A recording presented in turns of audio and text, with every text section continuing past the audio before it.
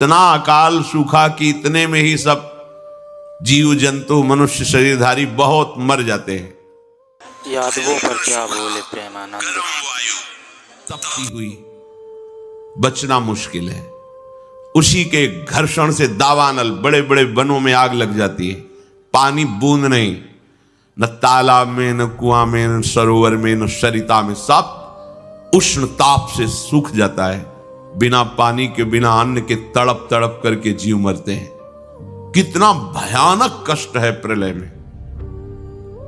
हमें तो कष्ट ही कष्ट है। अगर मुक्त नहीं होते तो कष्ट ही, मरना कष्ट, जीना कष्ट, फिर जन्मना कष्ट, फिर रोग कष्ट, विषाद, हर्ष, शोक, भय, मान, अपमान, पूरा जीवन, पूरे जन्म के जन्म जब विचार करके देखो तो यहां कष्ट के सिवा कुछ हाथ नहीं लगता है।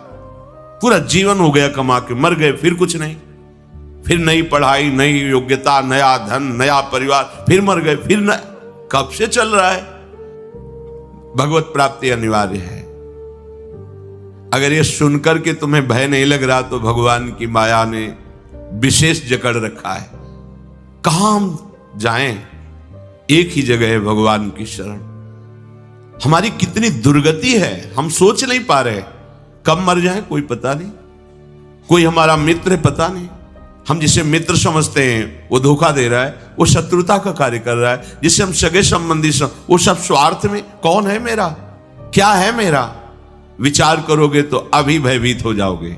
और भयभीत होना मंगल है, क्योंकि जो शभीत आवा सरनाई, रखियो ताहि प्राण की नाई। यदि भयभीत होकर भगवान की शरण में चले जाओ तो भगवान जैसे अपने प्राण बहुत दुलारे होते हैं, ऐसे शरणागत का दुलार श्री भगवान करते हैं। एकमात्र हमारे बचने का उपाय भगवान के वचन से समझ लीजिए। वो कह रहे मामेव ए प्रपद्यन्ते माया में ताम तरन्ति। केवल मेरी शरण हो जाओगे तो मैं बचा लूंगा, नहीं तो इस भव समुद्र से बचना बहुत कठिन है। बड़ा दुखदाई है, अभी समझ में नहीं आ रहा, बड़ा दुखदाई है। कार में बैठे बैठे मुस्कुराते हुए पूरा परिवार जा रहा है, अंदर से पता नहीं क्या हुआ, कार में आग लग गई, सब भुन गए, पूरा परिवार। प्रतिपल भय, प्रतिपल दुख, प्रतिपल अशांति, मृत्यु हमारे सिर पर सवार रहेगी जब तक भगवान नहीं मिल जाते। यही अवसर है, मनुष्य जन्म में आप भगवान को प्राप्त कर सकते हो। इस छोटी सी आयु में, छोटे समय में, बिना प्रयत्न के भगवान की प्राप्ति आपको हो जाएगी यदि शरणागत हो जाओ, हृदय से शरणागत हो जाओ। अभी कलियुग का परिसमाप्ति हो चुका है।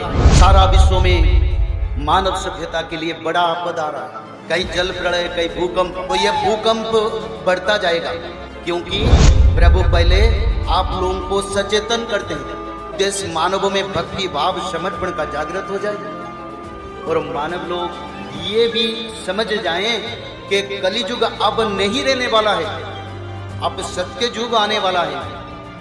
तो हमको क्या करना है, कैसे हम सत्य युग का मानव बनेंगे? तो सत्य युग का मानव बनने के लिए रोज त्रिकाल संध्या श्रीमद् भागवत महापुराण पठन, 16 नाम 10 अवतार, दुर्गा माधव स्तुति, माधव नाम भजन, जो मनुष्य लोग।